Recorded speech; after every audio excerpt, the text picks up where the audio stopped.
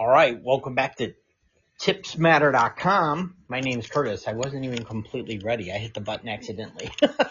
That's what I do here. Tipsmatter.com. Welcome back. My name's Curtis. Welcome to the show. Gonna talk a little NFL football, but most importantly, number one, tipsmatter.com can happen because of OPA Greek seasoning. If you haven't got your OPA, get out there and get your OPA. If you were in Missouri, Kansas, or Illinois, you need to get out there and get your OPA. It's in the grocery store, right in the season section. Get out there and get it. If not, you can go to Amazon.com. They'll deliver right to your door. So again, Missouri, Illinois, Kansas, go to the grocery store. If you can't find it, hey, Amazon, Prime, overnight delivery. Let's go. So, all right, let's get to it. NFL preview for the divisional round. This decides who goes to the conference championships. We have 4 unbelievable matchups, and unbelievably, only one of the 4 have some history this year of playing each other. So 3 of the 4 matchups, they will play each other for the first time. Unreal how good these matchups are.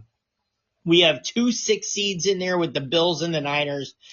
2 5 seeds, Rams, Texans, and then obviously the 1s are the Broncos and the Seahawks. They both got the bye. And the 2 seeds, Patriots and the undeserving Bears, are there. The Bears should not be there. The Bills should not be there. The Niners definitely earned their way. Rams, what a drive. No surprise. They freaking get the win. I don't know if you heard what was said by Matthew Stafford in the huddle at the end of the game on the last drive. He gets in there and goes, okay, let's get in there and rip their hearts out because this entire stadium thinks the Bears have won this game. Or not the Bears, I'm sorry, the Panthers. So he is absolutely the MVP. Ice in the veins, whatever you want to give Stafford, you can. He hurt his finger. He said he's going to be fine. That guy's a gamer, MVP. And I honestly believe he was kind of a borderline Hall of Famer a year or 2 ago, but he is solidified, and he's a first ballot Hall of Famer now. That's how good he's been under McVay. It's funny how good quarterbacks can be with good coaching. Just ask Sam Darnold. So don't get me wrong. I feel like Sam Darnold is falling off a little bit, not much, but the experience he got under Shanahan and then Kevin O'Donnell out of Minnesota has made his career turn around 100%. It did a 180, and it's huge for Darnold. So it's amazing what coaching does for you, that's for sure. As long as you have the tools, unlike Tua, who doesn't have a brain or an arm. So, and then you have the Texans and the Patriots. So, is the other matchup. Let's get to it. Let's just get into it. Bills, Broncos, 4:30 Eastern on Saturday kickoff. It's a 1 versus 6 matchup. The Bills go to Denver. I'll tell you what, everybody's talking about Denver. They're resting, but Josh Allen was Superman, really him against the world. Don't get me wrong. The Jags gave him the game. The Jags were the better team, should have been there, but Josh Allen, knowing that Mahomes, Lamar aren't in the playoffs this year, he's the best quarterback remaining in football with Stafford, I would say. But you've got a vaunted Broncos defense. So they barely beat the Jags in Jacksonville. Now you go to a team that has an unbelievable defense in Denver, but the offense of Denver is very inconsistent under Bo Nix. Don't really know.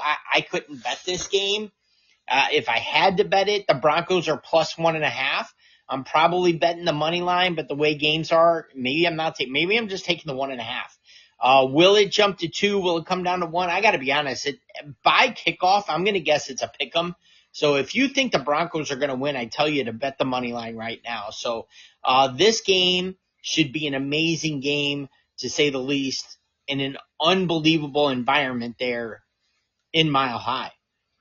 Second game on Saturday.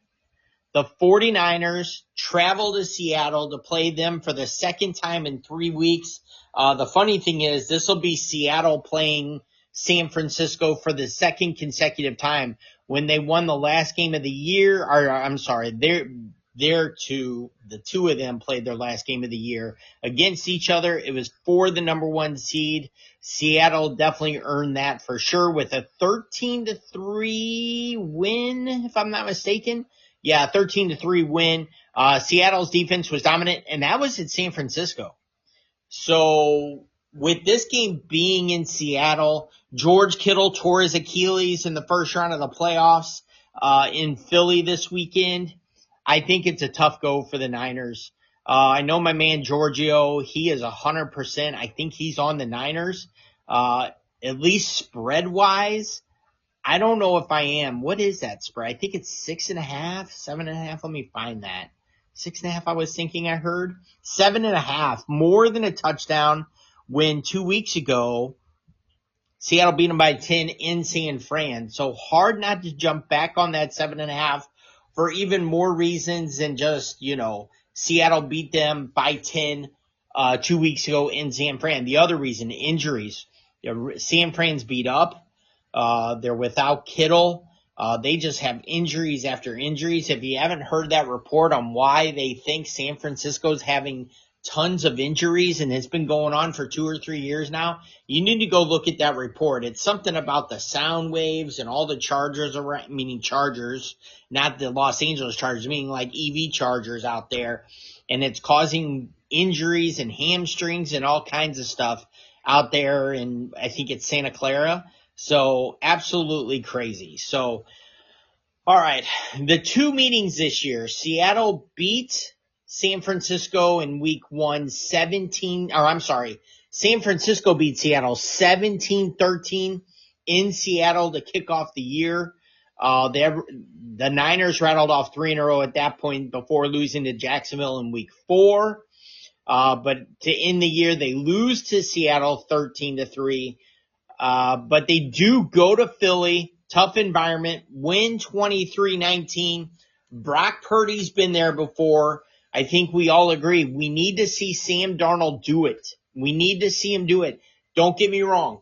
They won week 18 against San Fran with Darnold, but it was 13-3. It's not like they blew the doors off the Niners. That defense won that game hands down.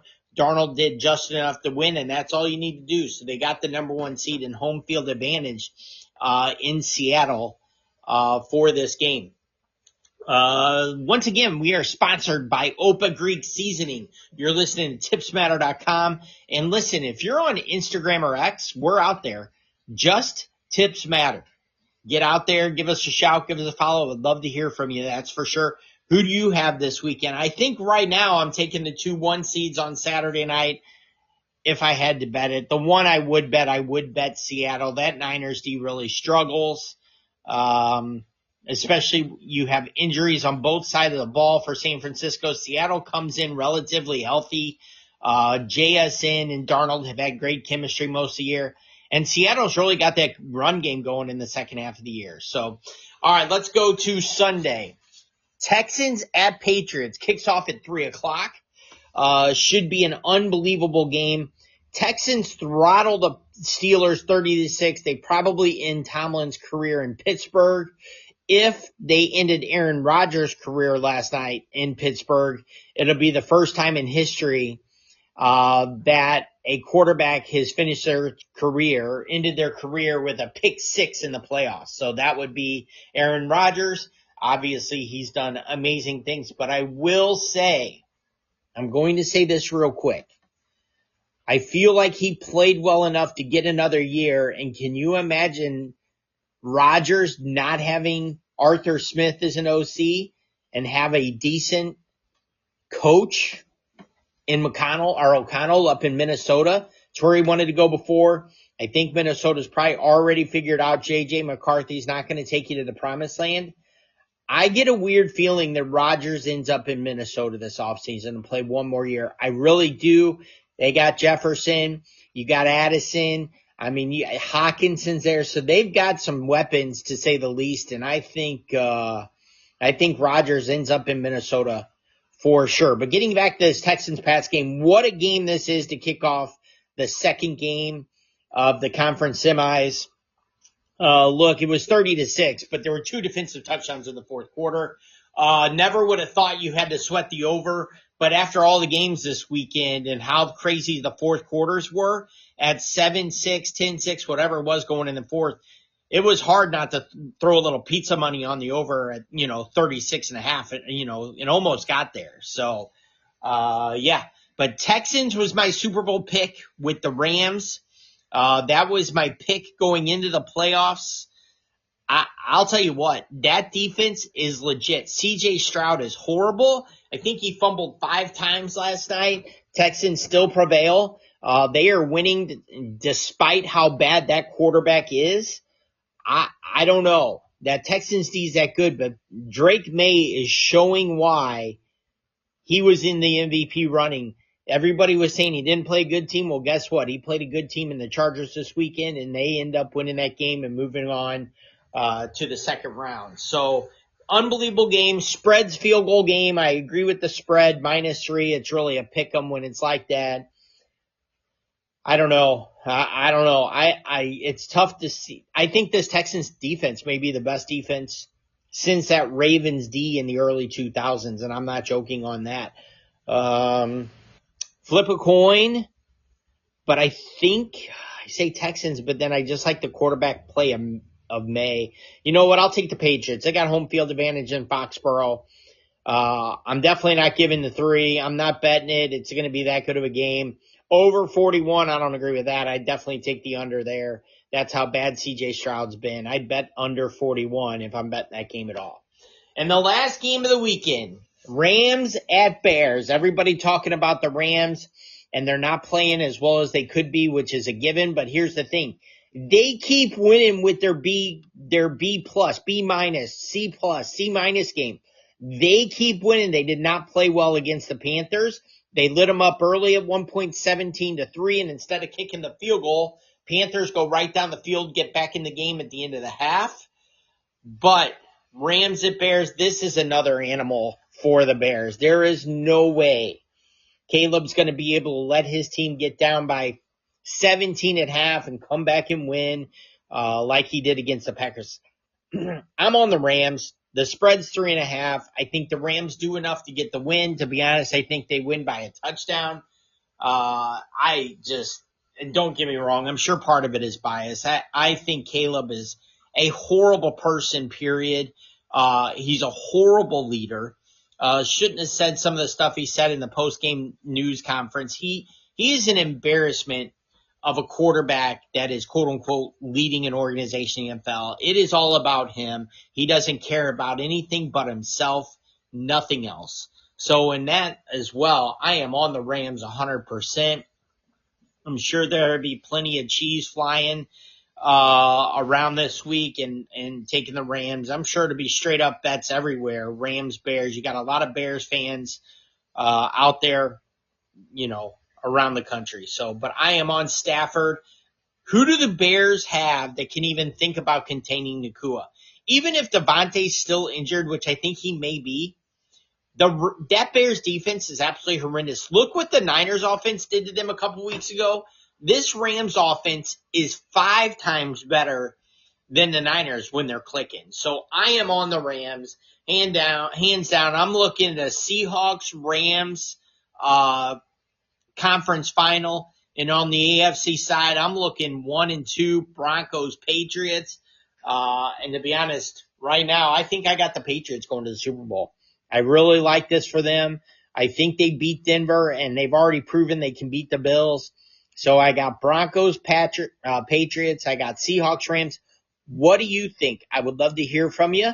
Once again, tipsmatter.com. You can email the show, Stelzy, Stelzy, at tipsmatter.com. You love the show. You can send that to Venmo as well. I don't mind that.